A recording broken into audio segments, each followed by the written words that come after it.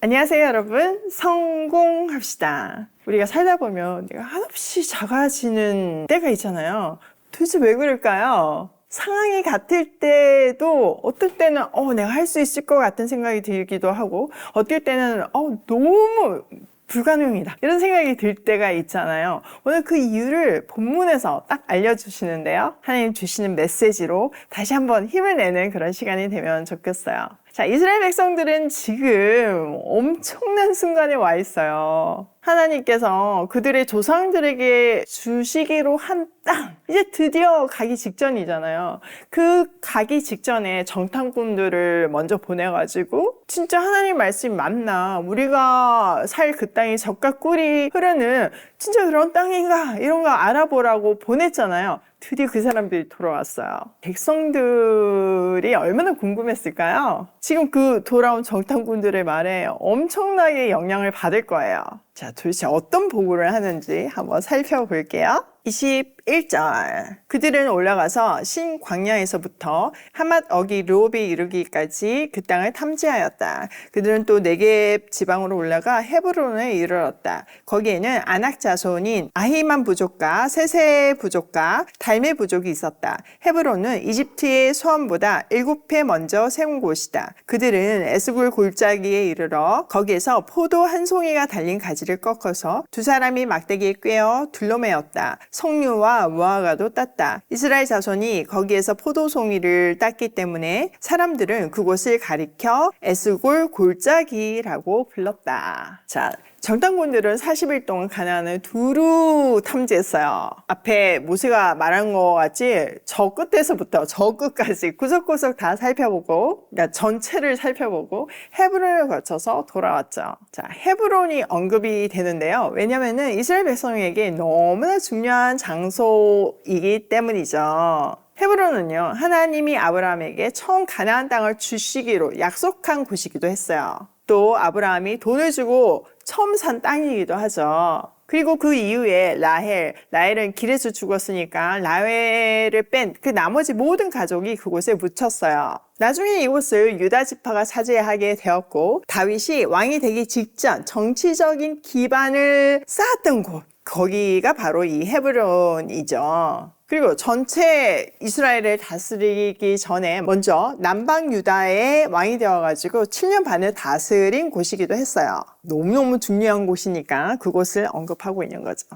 자, 그 탐지를 하면서 에스골 골짜기에서 포도 한 송이가 달린 가지를 꺾었는데 세상에나 얼마나 컸던지 두 사람이 막대기에 꿰어 둘러매었대요. 그러니까 이것만 봐도 정말 그곳은 젖과 꿀이 흐르는 그 풍요의 땅이라는 것을 말해주고 있는 거죠. 그 외에도 석류와 무화과를 땄어요. 자, 그곳 이름을 에스골 골짜기라고 했는데 이것은 포도송이 계곡이라는 뜻이에요. 그러니까 얼마나 비옥했는지 짐작할 수 있는 거죠. 근데 문제는 이곳에 아낙 자손이 살고 있었어요. 아낙 자손은 거인 족속이죠. 그냥 생각해보세요. 상식적으로 생각을 해봐도 이 땅이 이렇게 좋은 땅이고 비옥한 땅이니까 비어있을 리가 없잖아요. 그리고 뭐 이 땅에 대한 얼마나 치열한 전쟁이 있겠어요. 당연히 힘이 센 거인 족속들이 이 땅을 차지하고 있는 거죠. 자, 이 땅을 보고 와서 이제 드디어 보고가 시작되는데 딱 두 파로 나뉘어요. 자, 어떤 보고를 했는지 궁금하시죠? 그들은 그 땅에 탐지하러 갔다가 40일 만에 돌아왔다. 그들은 곧바로 바란 광야 가데스에 있는 모세와 아론과 이스라엘 자손의 온 회중에게로 갔다. 그들은 모세와 아론과 온 회중에게 보고하면서 그 땅에서 가져온 과일을 보여주었다. 그들은 모세에게 다음과 같이 설명하였다. 우리에게 가라고 하신 그 땅에 우리가 갔습니다. 그곳은 정말 젖과 꿀이 흐르는 곳입니다. 이것이 바로 그 땅에서 난 과일입니다. 그렇지만 그 땅에 살고 있는 백성은 강하고 성읍들은 견고한 요새처럼 되어 있고 매우 큽니다. 또한 거기서 우리는 아낙 자손도 보았습니다. 아말렉 사람은 네겝 지방에 살고 있고 헷 사람과 여부스 사람과 아모리 사람은 산악지대에 살고 있습니다. 가나안 사람은 바닷가와 요단강가에 살고 있습니다. 자, 40일 만에 돌아온 정탐꾼들이 보고를 했어요. 먼저는 과연 그 땅은요, 하나님이 약속하신 대로 젖과 꿀이 흐르는 땅입니다. 자, 이 과일들을 보세요.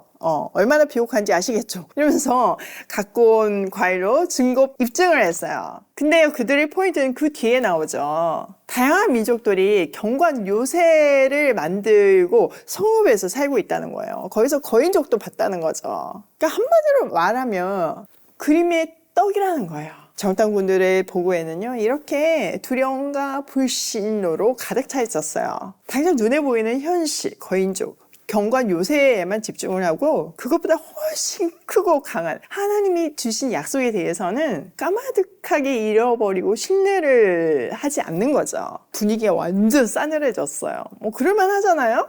이어서 갈렙이 믿음의 보고를 해요. 30절 갈렙이 모세 앞에서 백성을 진정시키며 격려하였다. 올라가십시다. 올라가서 그 땅을 점령합시다. 우리는 반드시 그 땅을 점령할 수 있습니다. 자, 갈렙은요, 그 소유하는 백성들을 진정시키면서 올라가서 그 땅을 차지하자고 말하고 있어요. 여기 뭐 생략되었지만 하나님이 함께 하시기 때문에 반드시 그 땅을 점령할 수 있대요. 그의 말에는 정말 하나님의 약속에 대한 온전한 신뢰가 묻어 있는 거죠. 그래서 그렇게 확신에 차서 말할 수 있었던 거예요. 현실이 만만치 않지 뭐가 두렵냐는 거죠. 지금 대를 이어서 주실 그 약속이 성취되는 순간이니까 우린 반드시 승리할 수 있다. 가자! 이 얘기를 하는 거예요. 자, 백성들의 반응은 어떨까요? 31절 그러나 그와 함께 올라갔다 온 사람들이 말하였다. 우리는 도저히 그 백성에게로 쳐 올라가지 못합니다. 그 백성은 우리보다 더 강합니다. 그러면서 그 탐지한 땅에 대하여 나쁜 소문을 퍼뜨렸다. 그들은 이스라엘 자손에게 그 땅에 대해 이렇게 말하였다. 우리가 탐지하려고 두루 다녀본 그 땅은 그곳에 사는 사람들을 삼키는 땅이다. 또한 우리가 그 땅에서 본 백성은 키가 장대 같은 사람들이다. 거기에서 우리는 또 네피림 자손을 보았다. 아낙 자손은 네피림의 한 분파다. 우리는 스스로가 보기에도 메뚜기 같았지만 그들의 눈에도 그렇게 보였을 것이다. 자, 뭐 여기 여호수아는 나오지 않지만 뒤에 보면 나오거든요. 여호수아와 갈렙을 뺀 나머지 사람들은요, 불신과 두려움의 수렁으로 점점 빠져들어가고 있었어요. 거기 사는 거인족도 너무나 강하고 그 땅은 비옥하기는 하지만 그곳에 사는 사람들을 삼키는 땅이래요. 이게 무슨 의미일까요? 그 땅이 비옥하기 때문에 오히려 이곳을 차지하는 동안에는 침략이 끊이지 않아서, 전쟁이 끊이지 않아서 결국 그 주민들을 삼킬 것이다. 이 얘기를 하는 거죠. 그리고 뭐 거인들 계속 강조하는데 아무리 거인들을 산다고 해도 여러분 모든 사람의 키가 다 클 수는 없잖아요. 우리나라만 해도 작은 사람도 있고 큰 사람도 있는데 유독 그 큰 사람들에게만 포커스를 맞춰서 얘기하는 거예요. 그러면서 그들이 하는 비유가요, 너무 재밌어요. 그들에 비하면 우리는 메뚜기 같다는 거예요. 그거는 우리도 스스로 그렇게 느꼈지만 그들 눈에도 그렇게 보일 것이다 라고 말하죠. 이게 정확하게 현실에 사로잡힌 사람들의 특징이에요. 현실의 두려움에 사로잡혀가지고요, 하나님의 능력을 잊어버리고 자신들의 한계에만 집중하고 있죠. 안 될 이유만 계속 묵상하는 거예요. 그들은요, 자기들의 그 부정적인 생각들을 나쁜 소문으로 막 퍼뜨렸어요. 분위기 느껴지시죠? 과연 백성들은 어떻게 반응할까요? 다음 이 시간을 기다려주세요. 자, 오늘 내용을 우리 삶에 한번 적용을 해보면, 첫 번째, 믿음으로 현실을 바라보자.